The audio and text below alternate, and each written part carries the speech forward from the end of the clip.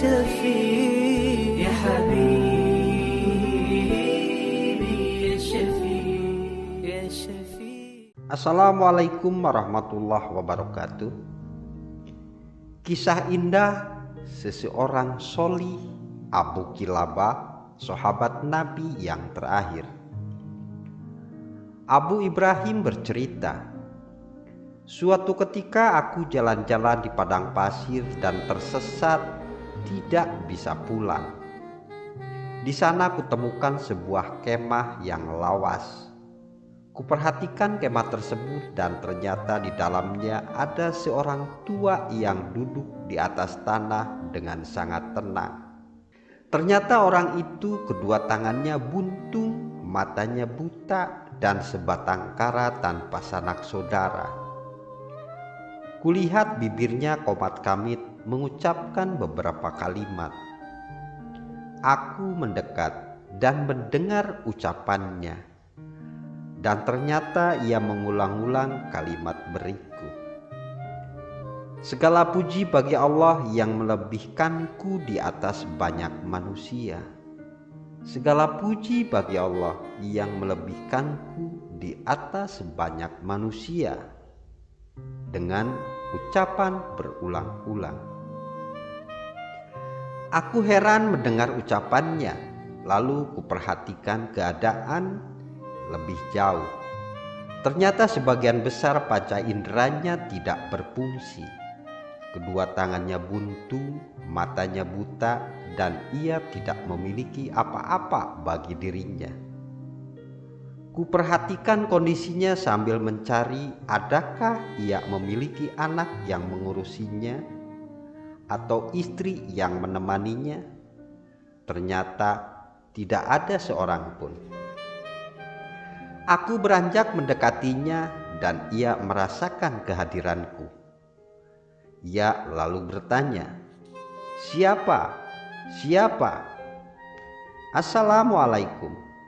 Aku seseorang yang tersesat dan mendapatkan kemah ini," jawabku. "Tapi kamu sendiri siapa?" tanyaku. "Mengapa kau tinggal seorang diri di tempat ini? Di manakah istrimu, anakmu, dan kerabatmu?" lanjutku. "Aku seorang yang sakit, semua orang meninggalkanku, dan kebanyakan keluargaku telah meninggal," jawabnya. "Namun ku dengar kau mengulang-ulang perkataan, 'Segala puji bagi Allah yang melebihkanku di atas banyak manusia.' Demi Allah, apa kelebihan yang diberikan Allah kepadamu? Sedangkan engkau buta, fakir, buntung kedua tangannya, dan sebatang kara?" ucapku. "Aku akan menceritakannya kepadamu. Tapi aku punya satu permintaan kepadamu. Maukah kamu mengabulkannya?" tanyanya. "Jawab dulu pertanyaanku, baru aku akan mengabulkan permintaanmu," kataku. "Engkau telah melihat sendiri betapa banyak cobaan Allah atasku. Akan tetapi segala puji bagi Allah yang melebihkanku di atas banyak manusia. Bukankah Allah memberiku akal sehat yang dengannya aku bisa memahami dan berpikir?" "Betul," jawabku. Lalu katanya, "Berapa banyak orang yang gila?" "Banyak," jawabku. "Maka segala puji bagi Allah yang melebihkanku di atas banyak manusia," jawabnya. "Bukankah Allah memberiku pendengaran yang dengannya aku bisa mendengar azan, memahami ucapan, dan mengetahui apa yang terjadi di sekelilingku?" tanyanya. "Iya benar," jawabku. "Maka segala puji bagi Allah yang melebihkanku di atas orang yang banyak tersebut," jawabnya. "Betapa banyak orang yang tuli tak mendengar?" katanya. "Banyak juga," jawabku. "Maka segala puji bagi Allah yang melebihkanku di atas orang banyak tersebut," katanya. Bukankah Allah memberiku lisan yang dengannya aku bisa berzikir dan menjelaskan keinginanku? Tanyanya. Iya benar, jawabku. Lantas berapa banyak orang yang bisu tidak bisa bicara? Tanyanya. Wah, banyak itu, jawabku.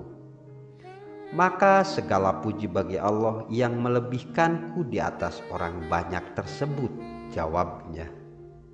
Bukankah Allah telah menjadikanku seorang muslim yang menyembahnya, mengharap pahala darinya, dan bersabar atas musibahku? Tanyanya. Iya benar, jawabku. Lalu katanya, padahal berapa banyak orang yang menyembah berhala, salib, dan sebagainya, dan mereka juga sakit. Mereka merugi di dunia dan di akhirat. Banyak sekali, jawabku. Maka segala puji bagi Allah yang melebihkanku di atas orang banyak tersebut, katanya. Pak Tua terus menyebut kenikmatan Allah atas dirinya satu persatu, dan aku semakin takjub dengan kekuatan imannya. Ia begitu mantap keyakinannya dan begitu rela terhadap pemberian Allah. Betapa banyak pesakitan selain beliau yang musibahnya tidak sampai seperempat dari musibah beliau.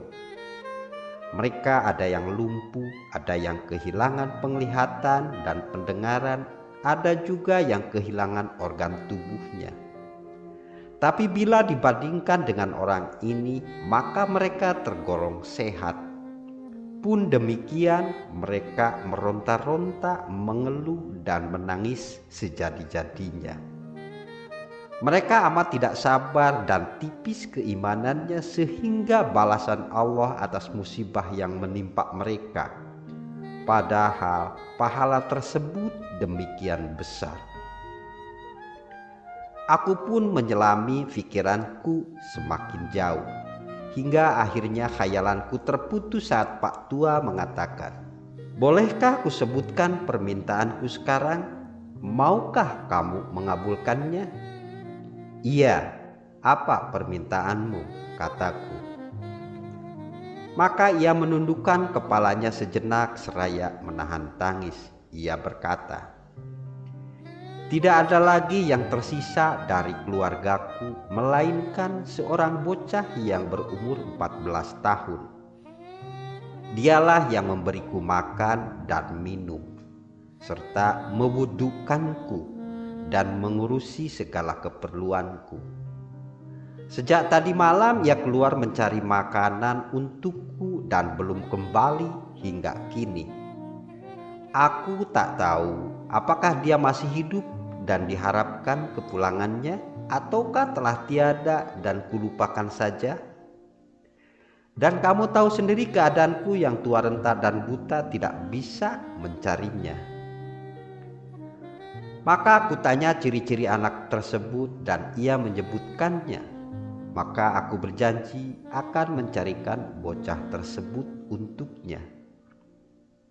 Aku pun meninggalkannya dan tak tahu bagaimana mencari bocah tersebut. Aku tak tahu harus memulainya dari arah mana.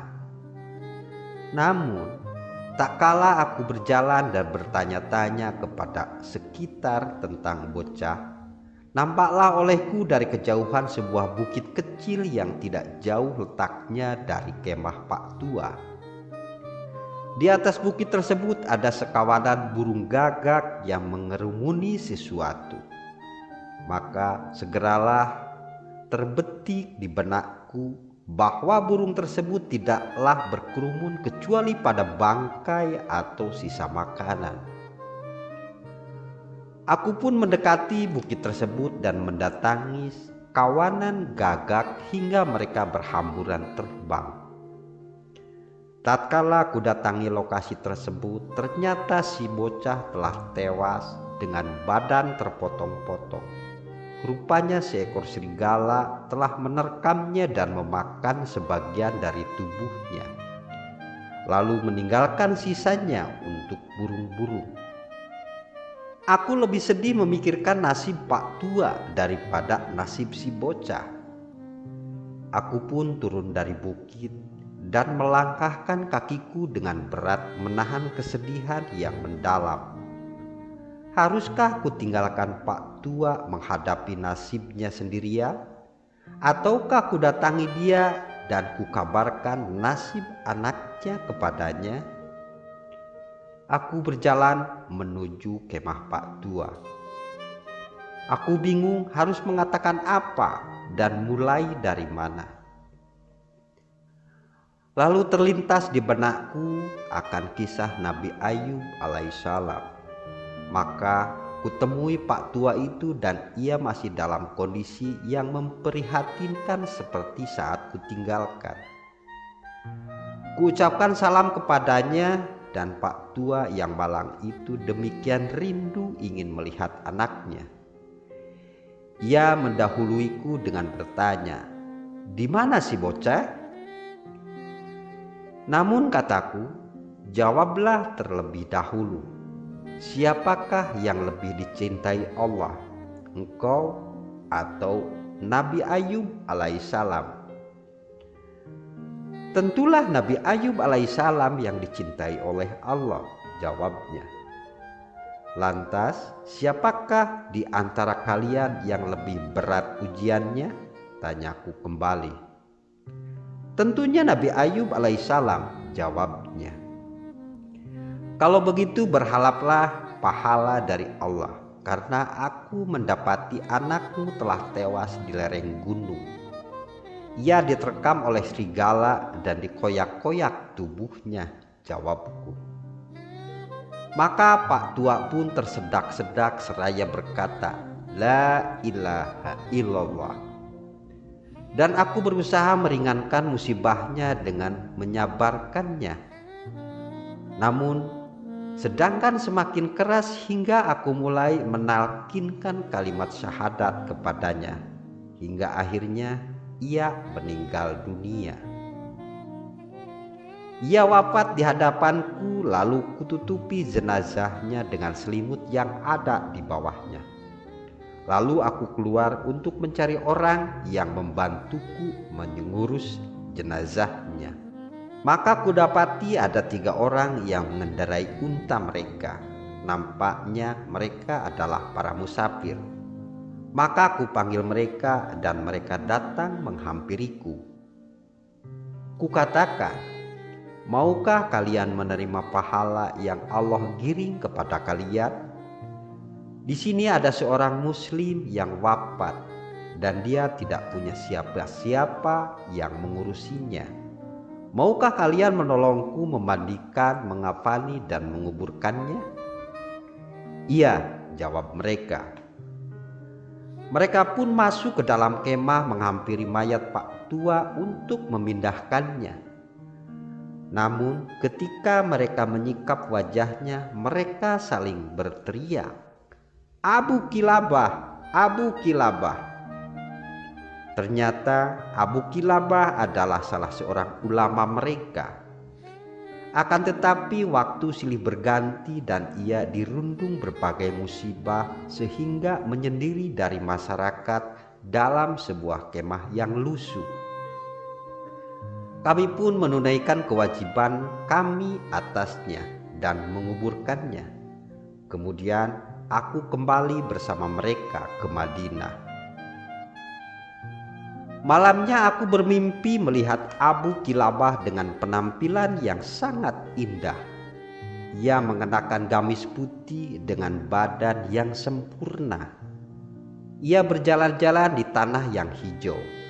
Maka aku bertanya kepadanya, "Hai Abu Kilabah, apa yang menjadikanmu seperti yang kulihat ini?"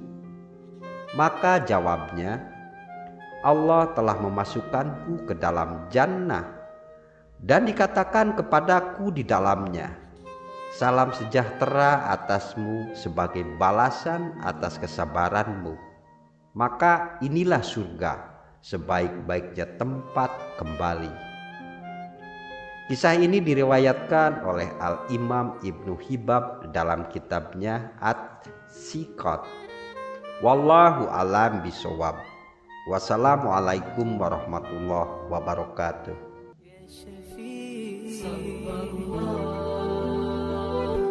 صلى الله